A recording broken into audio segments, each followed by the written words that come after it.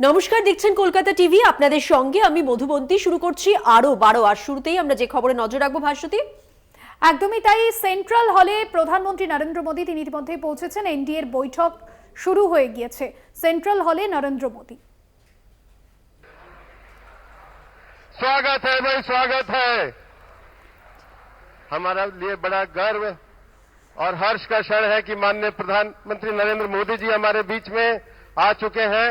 मैं माननीय राष्ट्रीय अध्यक्ष जी से कहूंगा कि वो गमछा और पुष्प गुच्छ के द्वारा माननीय प्रधानमंत्री श्री नरेंद्र मोदी जी का स्वागत करें।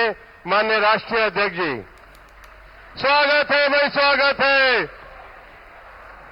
स्वागत है भाई, स्वागत है। स्वागत है भाई, स्वागत है। फिर तीसरी बार, फिर तीसरी बार, फिर तीसरी बार।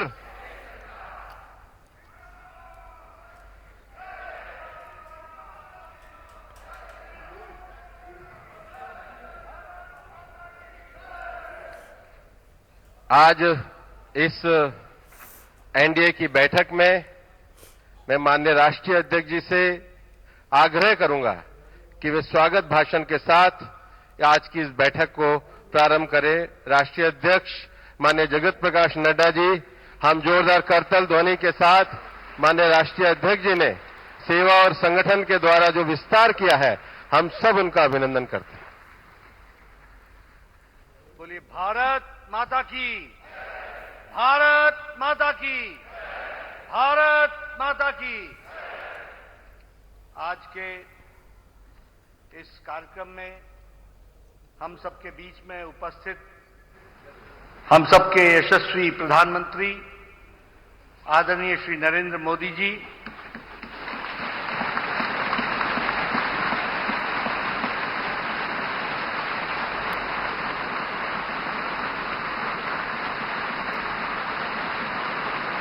দিল্লিতে শুরু হয়েছে এনডিএ সংসদীয় দলের বৈঠক।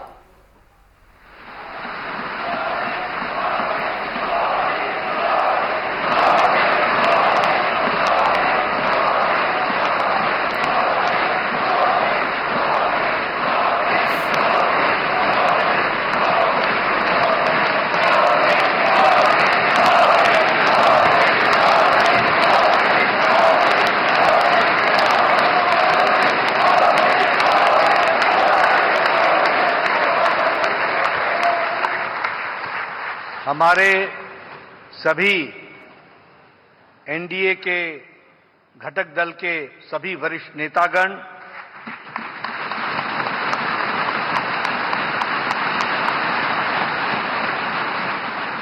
यहां उपस्थित हमारे सभी मुख्यमंत्री, उप मुख्यमंत्री और सभी एनडीए के नवनिर्वाचित हमारे सांसदगण और हमारे सभी संसदीय दल के सांसदगण, ये एक ऐतिहासिक पल और ये एक ऐतिहासिक घड़ी जिसका हम सबको इंतजार था, वह घड़ी आ गई है। और हम सब लोगों ने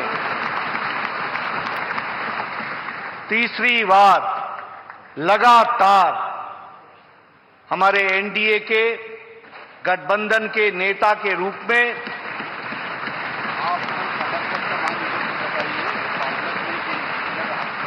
अपने आदरणीय प्रधानमंत्री और नेता का चयन सब करने वाले हैं। इस ऐतिहासिक घड़ी पे और इस ऐतिहासिक सेंट्रल हॉल संविधान सदन में आज हम सब लोग इसके चश्मदीद गवाह बन रहे हैं। ये हम सबका सौभाग्य है।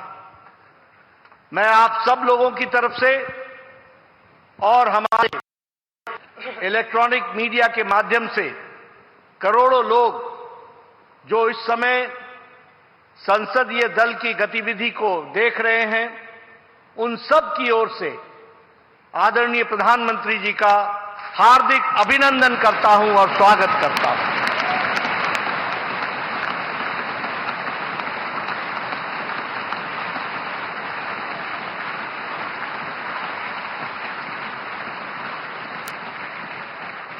मैं अपने सभी एनडीए के घटक दल के नेताओं का, मंचासीन और सामने बैठे सभी नेताओं का अपने हृदय की गहराई से उनका भी हार्दिक अभिनंदन करता हूं, स्वागत करता हूं।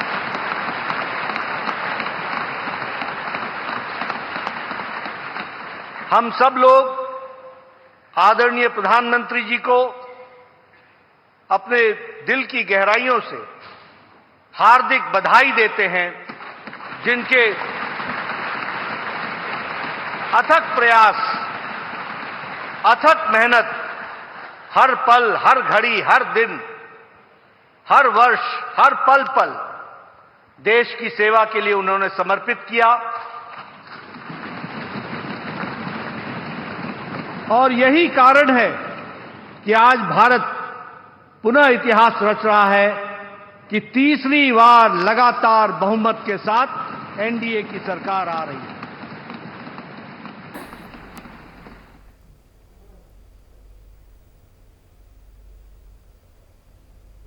এখন সময় হয়ে গেছে একটা বিরতি নেওয়ার। ফিরছি বিরতির পর, সঙ্গে থাকুন। ফিরে এলাম বিরতির পর, আবারও সরাসরি নজর রাখবো সেন্ট্রাল হলে এনডিএর বৈঠকে।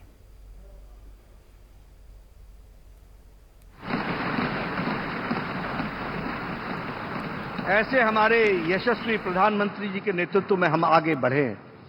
मैं अपने वरिष्ठ नेता, भारत सरकार में रक्षा मंत्री रहे आदरणीय श्री राजनाथ सिंह जी से अनुरोध करूंगा कि वह इस सदन में एक प्रस्ताव रखें। आदरणीय राजनाथ सिंह जी।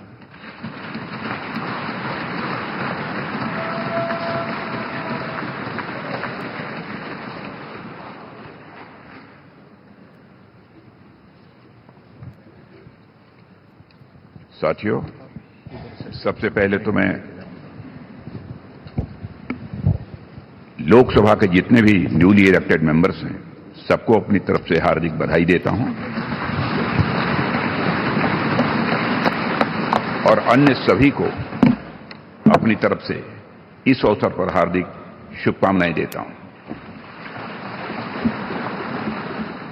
साथियों, आप सबको जानकारी है कि आज हम भारतीय जनता पार्टी के संसदीय दल के नेता व एनडीए संसदीय दल के नेता व लोकसभा में नेता के चयन के लिए यहां पर हम सब एकत्रित हैं। मैं समझता हूं कि मोदी जी का नाम इन सारे पदों के लिए सबसे योग्य, उपयुक्त और सर्वोत्तम है।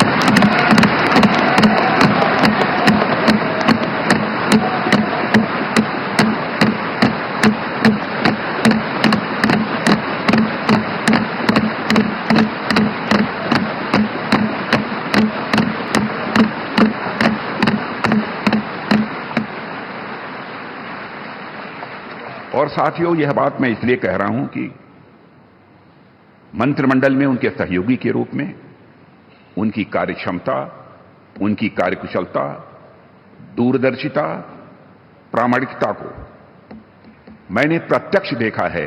और केवल मैंने ही नहीं देखा है, बल्कि समस्त देशवासियों ने इसे देखा है।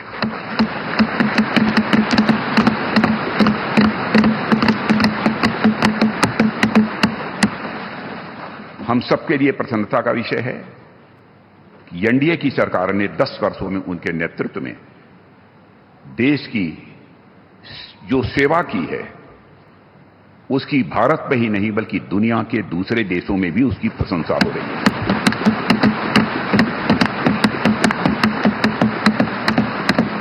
हम सबको यह सौभाग्य प्राप्त हुआ है कि तीसरी बार हम लोगों की एनडीए की सरकार बनने जा रही है।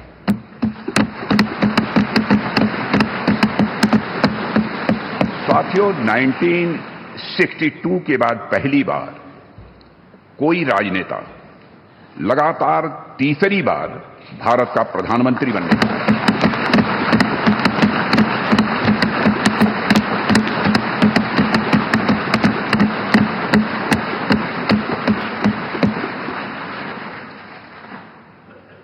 जहां तक मेरी जानकारी है मित्रों, लोकतांत्रिक देशों में, पूरे विश्व में तीसरी बार यह अवसर यदि किसी को प्राप्त हो रहा है तो हमारी एनडीए को यह अवसर प्राप्त हो रहा है।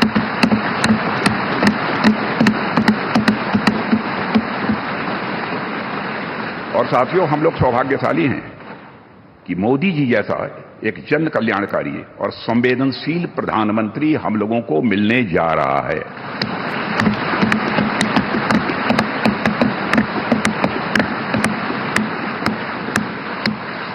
इनकी नेतृत्व क्षमता, इनकी कार्यकुशलता, इनका विजन, इसके कारण मैं मानता हूं कि हमारे एनडीए परिवार में भी वृद्धि हुई है।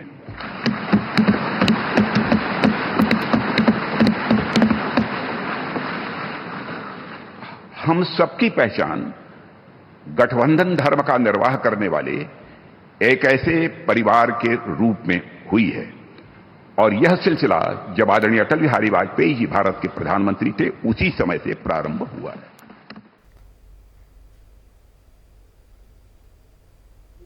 আর এখন আরো বাড়তে সময় হয়ে গেছে আরো একটা বিরতি নেওয়ার। অন্যান্য আরো খবরের আপডেট নিয়ে ফিরছি বিরতির পর, সঙ্গে থাকুন। আবারও সরাসরি নজর রাখবো সেন্ট্রাল হলের দিকে।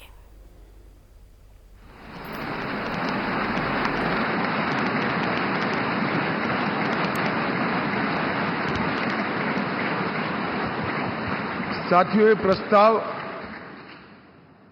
सिर्फ हम सब बैठे हुए चंद लोगों के मन की इच्छा नहीं, यहां बैठे हुए एनडीए के घटक दलों की एक सर्वसम्मत इच्छा भी नहीं है।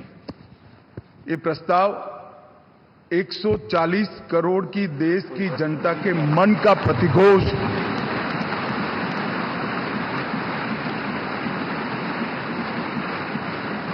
कश्मीर से कन्याकुमारी और कामाख्या से द्वारका तक इतने विस्तृत भूभाग के अंदर देश के हर कोने से, हर तहसील से, हर कॉन्स्टिट्यूएंसी से एक आवाज सामान्य रूप से उभर कर आई है कि इस देश का नेतृत्व अगले 5 साल के लिए श्री नरेंद्र मोदी करें। ये सब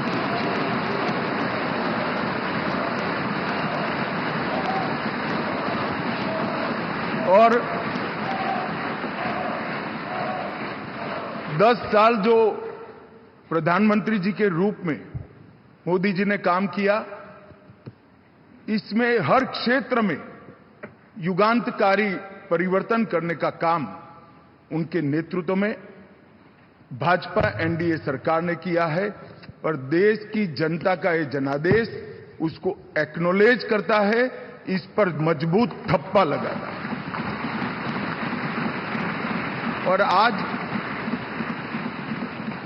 ये पवित्र जगह जहां हमारे संविधान का निर्माण हुआ, वो संविधान सदन के अंदर हम जो लोग फैसला करने जा रहे हैं वो आजाद भारत के इतिहास का एक ऐतिहासिक फैसला है कि 60 साल के बाद तीसरी बार कोई व्यक्ति लगातार प्रधानमंत्री बनने जा रहा है, वो हमारे नेता नरेंद्र मोदी है। इसलिए मैं भारतीय जनता पार्टी के करोड़ों कार्यकर्ताओं की ओर से, देश की जनता की ओर से और एनडीए के सहयोगी दलों की ओर से ये तीनों प्रस्ताव जो श्रीमान राजनाथ सिंह जी ने रखे हैं, इनका मनपूर्वक समर्थन करता हूं और मैं आशा करता हूं कि आप लोग भी समर्थन करें। मैं भारतीय जनता पार्टी के वरिष्ठ नेता केंद्रीय मंत्री माननीय नितिन गडकरी जी से कहूंगा वो प्रस्ताव का अनुमोदन करें।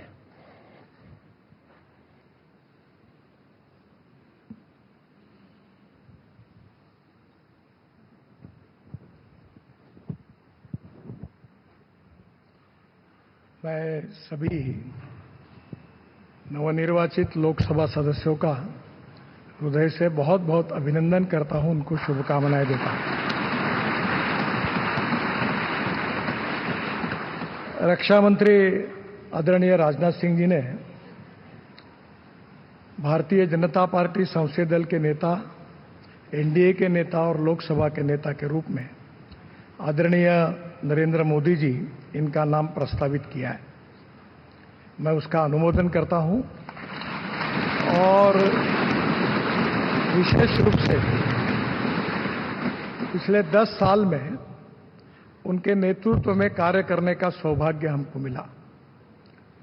हमारा देश सुखी हो, समृद्ध हो, संपन्न हो, विश्व की महाशक्ति बने और समाज के सर्वांगीण क्षेत्र में उन्नति और विकास हो, इसके लिए कटिबद्ध होकर समर्पित भाव से उन्होंने काम किया है। और मुझे इस बात का विश्वास है कि केवल देश में नहीं तो पूरे विश्व में अपने कार्य से उन्होंने पूरे विश्व को भी प्रभावित किया है।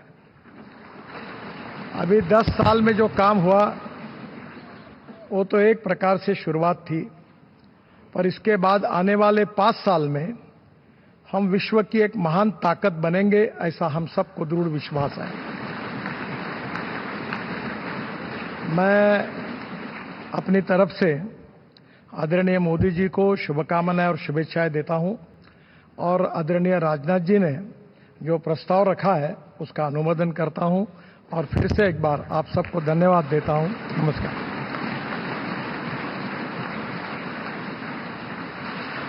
मैं एनडीए के हमारे साथी और जेडीएस के नेता श्री एचडी कुमार स्वामी जी से आग्रह करूंगा कि वो इस प्रस्ताव का अनुमोदन करें।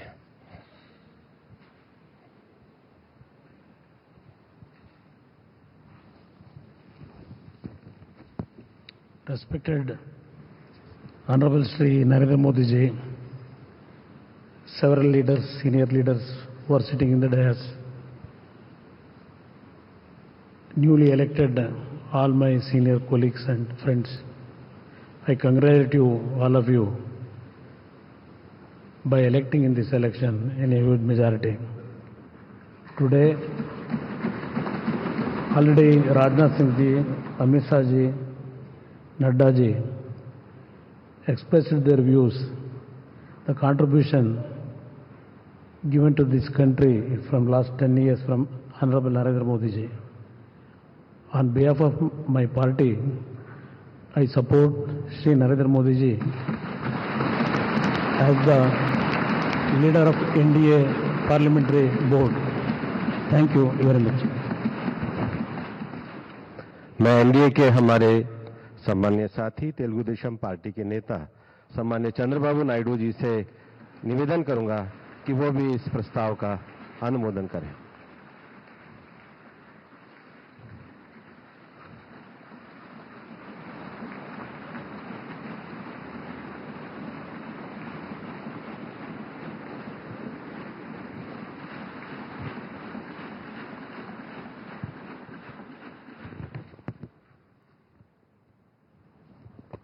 Honorable Prime Minister of India, Shri Narendra Modi ji, Honorable Union Ministers, respected NDA partners, Honorable MPs, first of all, we are congratulating all of you. We have won wonderful majority I have seen for the election campaign. For the 3 months, Honorable PM never took any rest. Day and night, he had campaigned, same zeal. He started and ended same spirit. In Andhra Pradesh, we had 3 meetings, public meetings, 1 big rally. It had made a huge difference for winning the elections in Andhra Pradesh.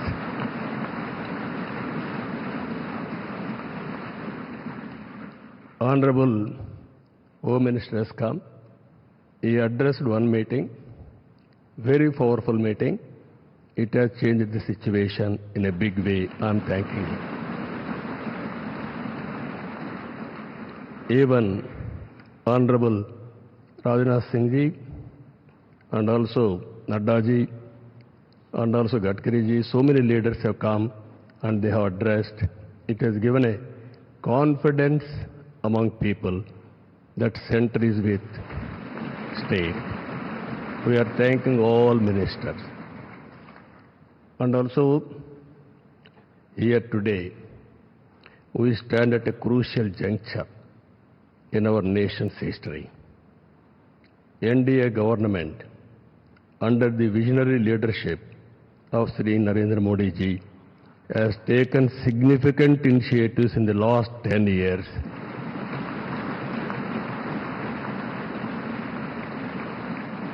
The country has witnessed remarkable progress and transformation. Narendra Modi ji focused and dedicated approach has transformed the nation into a global powerhouse. I am in the politics for the last 4 decades. I have seen so many leaders. I can give entire credit for Narendra Modi ji for making India proud globally. That is his biggest achievement for the country. Now, under his leadership, we have reached 5th largest economy in the world. Now, we are confident during this tenure, he is going to make India 3rd largest economy in the world.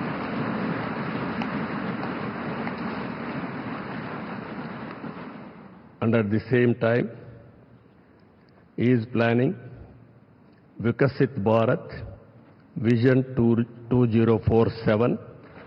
We are very confident under his leadership, India will become either 1 or 2 globally.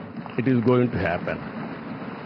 And at the same time, Indians under his leadership globally will become number 1 globally.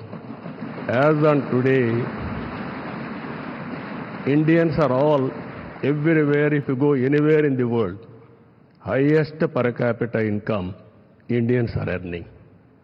I am confident under his leadership, Indians are going to become global leaders in the near future. It is going to happen.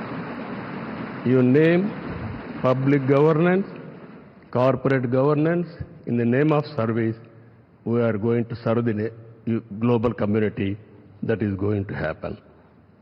Under this, sir, only all of us have to keep balancing regional aspirations and national interest must run parallelly, ensuring holistic development across all strata of society.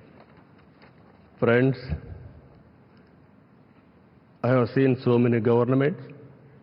We are a very, very inspiring time. Anything you wanted to achieve, if you visualize, it can be done. Narendra Modi ji is having a vision, and also is having a zeal, and also his execution is very perfect, and also he is executing all his policies with a true spirit. Always to have a leader. Right time is a great asset for the nation. Today, India is having a right leader, right time. That is Narendra Modi.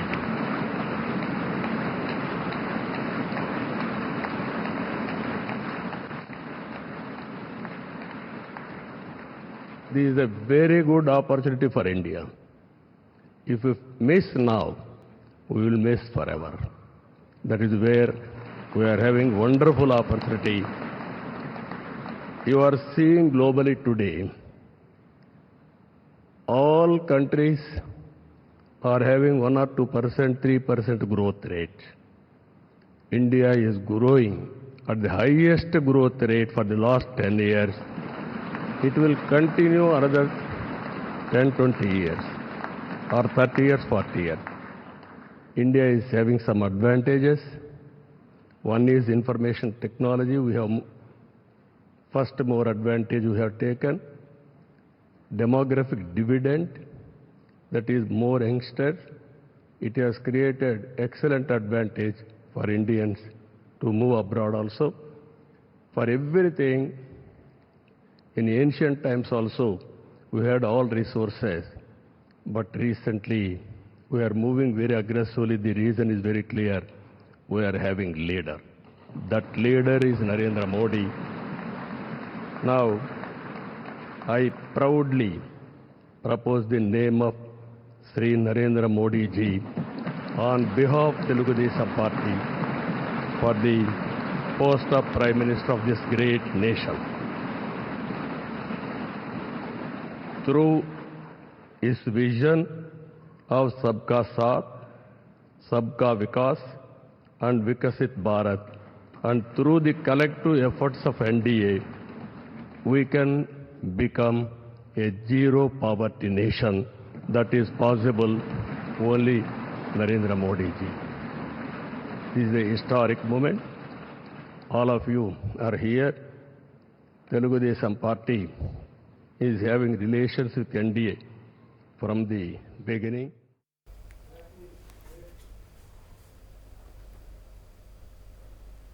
আরো বারোতে সময় হয়ে গেছে আরো একটা বিরতি নেওয়ার। ফিরছি বিরতির পর, সঙ্গে থাকুন। ফিরে এলাম বিরতির পর, আবার সরাসরি চলে যাব সেন্ট্রাল হলে। और इन्होंने पूरे देश की सेवा की।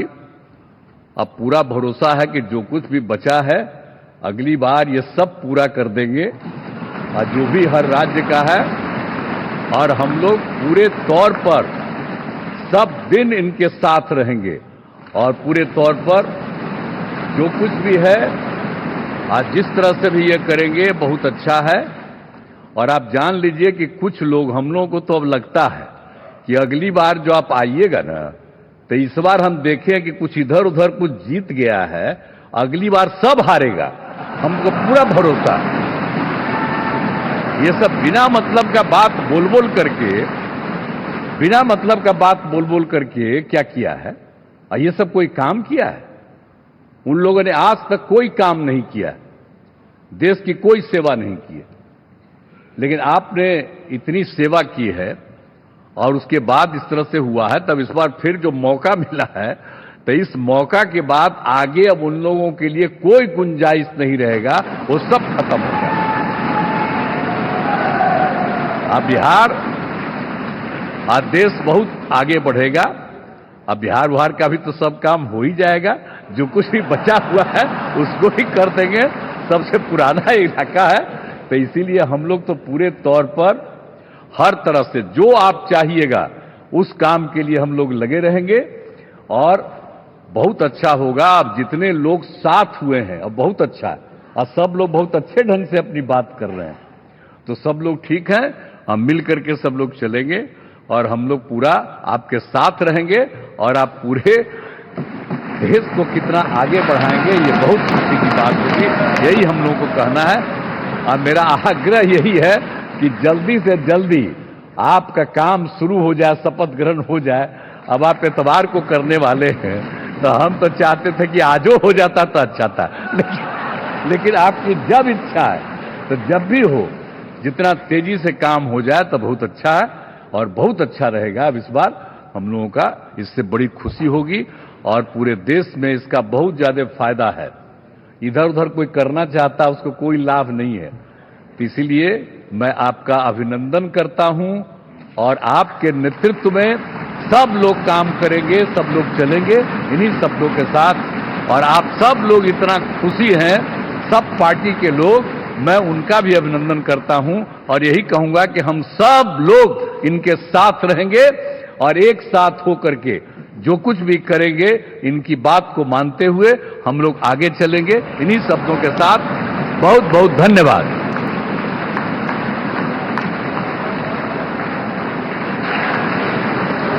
मैं एनडीए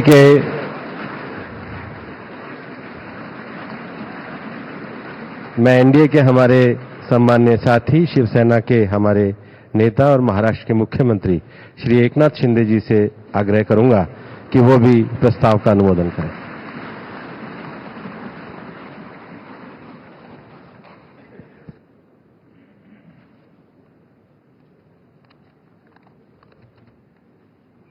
भारत माता की, छत्रपति शिवाजी महाराज की।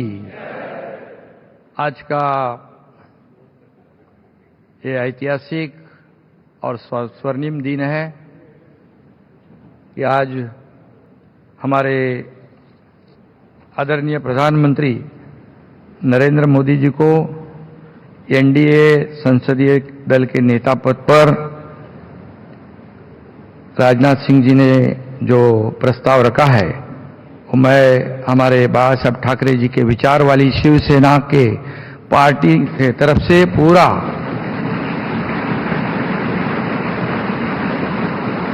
समर्थन देता हूं।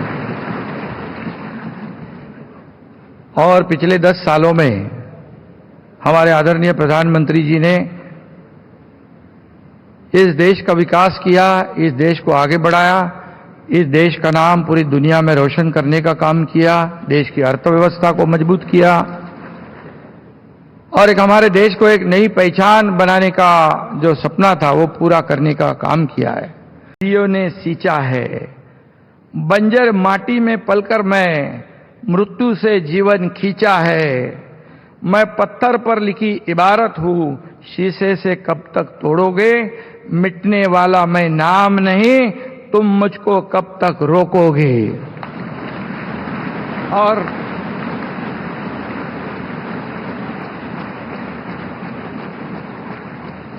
दस साल जो काम किया है उसके गवाह हम सब है और इसलिए लोगों ने विकास को महत्व दिया है और जो विपक्ष के लोग सिर्फ राजनीति करते थे उनको उनके घर पे बिठा दिया है और फिर एक बार तीसरी बार मोदी जी हैट्रिक करेंगे। मैं उनका अभिनंदन करता हूं, मैं उनको बहुत बहुत शुभकामनाएं देता हूं। धन्यवाद। मैं एनडीए के हमारे साथी और एनसीपी के नेता महाराष्ट्र के उप मुख्यमंत्री श्री अजित पवार जी से आग्रह करूंगा कि वे भी इसका अनुमोदन प्रस्ताव।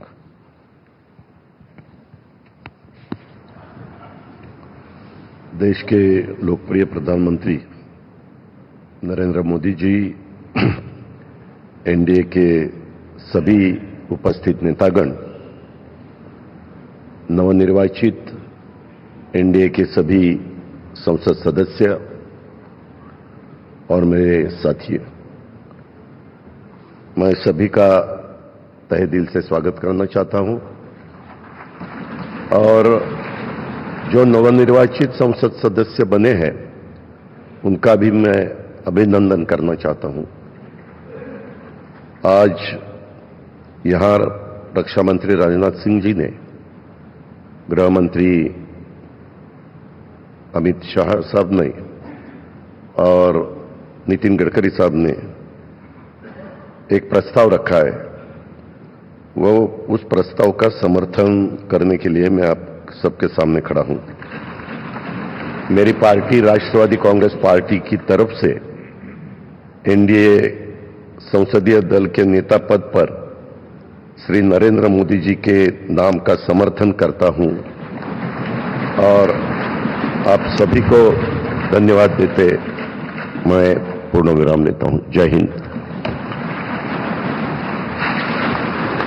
मैं लोक जनशक्ति पार्टी रामविलास पासवान के नेता और माननीय श्री चिराग पासवान जी से आग्रह करूंगा कि वो भी प्रस्ताव के अनुमोदन के लिए आए।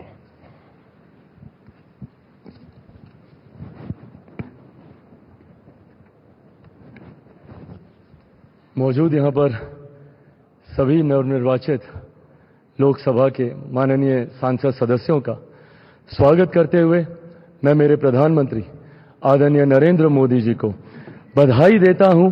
आपकी वजह से एनडीए को ये प्रचंड जीत हासिल हुई है, इसका श्रेय आपको जाता है सर।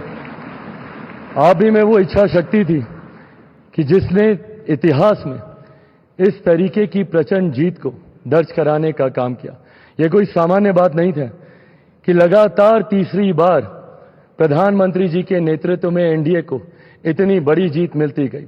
हम लोग सर जब क्षेत्र में जाते थे, आपके नाम पर जिस तरीके का उत्साह देखने को मिलता था, ये हम सब के लिए गर्व की बात होती थी कि हमारे नेता एक ऐसा नेतृत्व करता हम लोग के पास है जिसको लेकर जनता में विश्वास है। आप ही की वजह से सर आज दुनिया के सामने हम लोग गर्व से कहते हैं कि भारत देश की 5वीं सबसे बड़ी अर्थव्यवस्था बना, तो ये देन आपकी है। भारत की जनता को सर आप पर पूरा विश्वास है। आप ही में सर वो इच्छा शक्ति है जो गांव और शहर की दूरी को मिटा सकता है। आप ही में वो इच्छा शक्ति है जो अमीर और गरीबी के फासले को पार सकता है। आप ही में वो इच्छा शक्ति है सर जिसने ये लक्ष्य रखा कि 2047 तक भारत को हम लोग विकसित देश बनाएंगे और भारत को विकसित देश बनाने की ओर आप ही हम लोगों को लेकर चल सकते हैं। मैं यहां इस सदन में मौजूद तमाम वरिष्ठ नेताओं का अभिवादन करते हुए मैं चिराग पासवान जो यहां पर प्रस्ताव माननीय रक्षा मंत्री जी आदरणीय राजनाथ सिंह जी के द्वारा आया है, मैं चिराग पासवान मेरी पार्टी लोक जनशक्ति पार्टी रामविलास की तरफ से एनडीए संसदीय दल के नेता पद पर श्री नरेंद्र मोदी जी के नाम का समर्थन करता हूं। और अंत में मैं इतना जरूर कहूंगा सर, मेरे नेता मेरे पिता आदरणीय रामविलास पासवान जी ने एक सपना देखा था और उन्होंने हमेशा कहा था कि मैं उस घर में दिया जलाने चला हूं जिस घर में सदियों से अंधेरा है। मुझे लगता है उनके इस सपने को, उनके इस लक्ष्य को और करोड़ों देशवासियों को अंधकार से निकालने की उम्मीद एकमात्र आप हैं सर। इसके लिए आपका बहुत बहुत धन्यवाद, बहुत बहुत आभार। जय हिंद।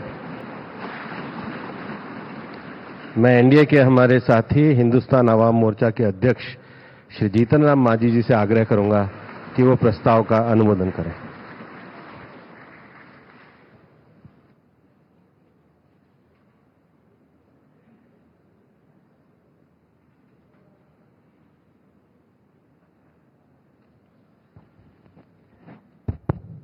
आदरणीय अध्यक्ष जी और यहाँ पर उपस्थित भारत नहीं बल्कि विश्व के प्रसिद्ध नेता माननीय नरेंद्र कुमार मोदी जी और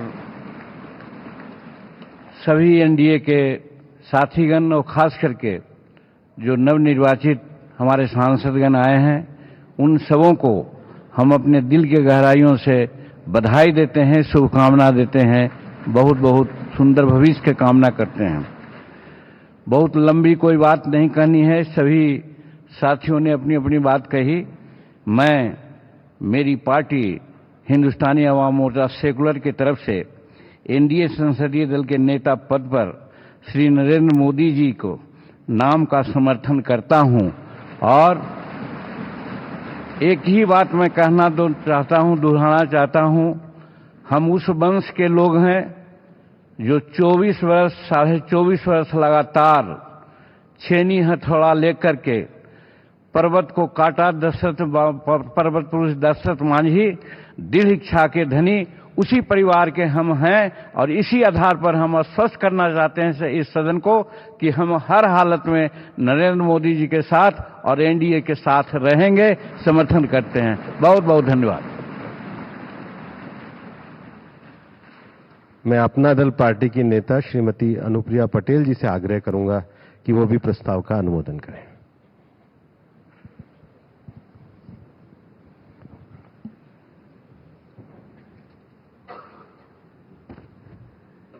करोड़ों करोड़ देशवासियों के हृदय में बसने वाले माननीय प्रधानमंत्री श्री नरेंद्र मोदी जी, इस मंच पर विराजमान सभी वरिष्ठ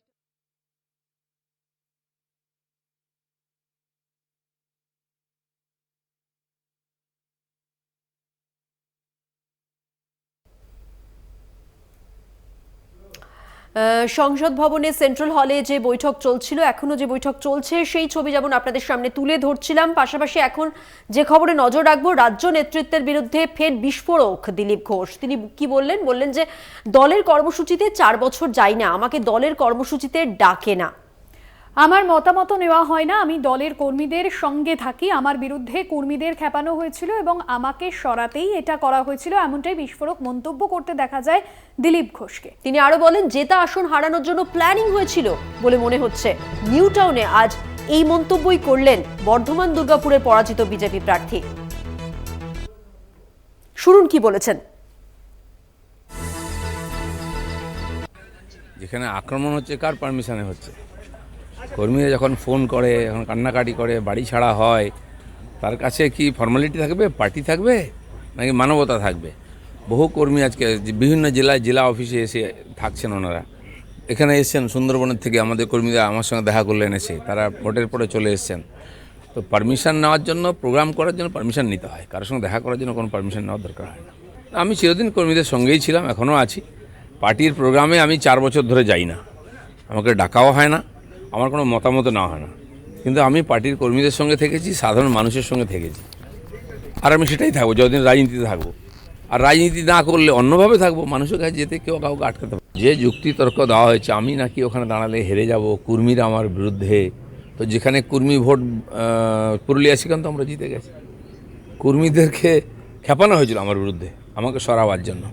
দ্বিতীয় হচ্ছে, দেবশ্রী যেখানে কাজ করেছে, মন্ত্রী ছিল, আমি তাকে বলেছি তুমি পার্টি কামড়ে পড়ে থাকো, মাটি কামড়ে তুমিই জিতবে। সে আসন আমরা জিতেছি, আর যে জিতেছে সে তার কাউন্সিলর ছিল। একটা তাকে কে চিনতো ওখানে? সে তো একটা ওখানে গ্রামীণ পুরসভার নেতা, সে জিতে গেল, দেবশ্রী জিততো না। এর পিছনে কি আছে, কেন করা হচ্ছে, এটা তো ভাবতে হবে। সেটাকে ওই কাটিয়ে কিছু তো আছেই, নাহলে যারা পুরনো পার্টির প্রতিষ্ঠিত নেতা তাদেরকে হারাবার জন্য পাঠানো হয়েছিল নাকি কি জন্য? লোকে জেতা সিট, হারা সিট জেতার জন্য প্ল্যানিং করে, এ তো জেতা সিট হারাবার জন্য প্ল্যানিং হয়েছে মনে হচ্ছে। আপনাদের শোনালাম দিলীপ ঘোষের বিস্ফোরক মন্তব্য। লোকসভা নির্বাচনে বর্ধমান দুর্গাপুরের পরাজিত বিজয়ী প্রার্থী, অর্থাৎ বর্ধমান দুর্গাপুরের বিজয়ী প্রার্থী হিসেবে লড়েছিলেন দিলীপ ঘোষ, কিন্তু তৃণমূলের কীর্তি আজাদের কাছে তিনি পরাজিত হন এবং লোকসভা নির্বাচন শেষ হওয়ার অর্থাৎ ফলাফলের পর থেকেই বিস্ফোরক মন্তব্য করছেন দিলীপ ঘোষ। একের পর এক রাজ্য নেতৃত্বের বিরুদ্ধেই ক্ষোভ উগরে দিচ্ছেন তিনি। একদমই প্রাক্তন রাজ্য সভাপতি দিলীপ ঘোষ, তিনি বর্ধমান দুর্গাপুর কেন্দ্রে 137,981 ভোটে পরাজিত হওয়া নিয়ে চক্রান্ত তত্ত্ব সামনে এনেছেন। আক্রান্ত নেতাকর্মীদের জন্য মাহেশ্বরী ভবনে আশ্রয় শিবিরে যান এবং আর কি করেন সবটাই উল্লেখ করেন এবং চক্রান্তের অভিযোগ আনছেন বারবারই। তার বক্তব্যে তা স্পষ্ট।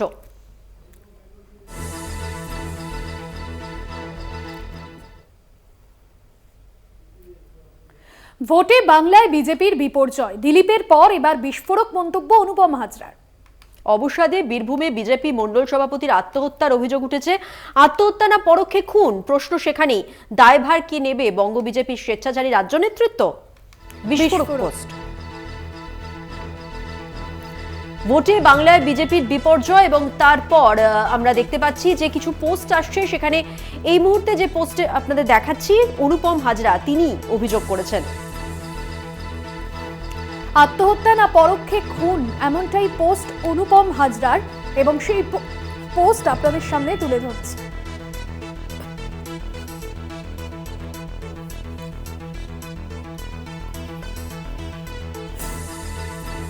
ভোটে বাংলায় বিজেপির বিপর্যয়, দিলীপ ঘোষের মন্তব্য কিছুক্ষণ আগে আপনাদের শোনালাম। তিনি তার হারের পিছনে চক্রান্তের অভিযোগ এনেছেন। আর এরপর বিস্ফোরক অনুপম হাজরা তিনি যা বললেন সেখানে তিনি স্পষ্ট করেছেন যে অবসাদে বিজেপির মণ্ডল সভাপতি যে আত্মহত্যা করেছে সেই আত্মহত্যা পরোক্ষে খুন নয়, তো এই প্রশ্নই তুলেছেন তিনি, তাই তো ভাস্বতী?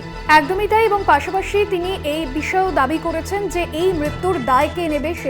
স্বেচ্ছাচারী রাজ্য বিজেপি নেতৃত্ব। ভোটে বাংলার বিজেপির বিপর্যয়, আর তা নিয়ে এবার সরাসরি বঙ্গ বিজেপি নেতৃত্বকেই কটাক্ষ পোস্টে অনুপম হাজরা।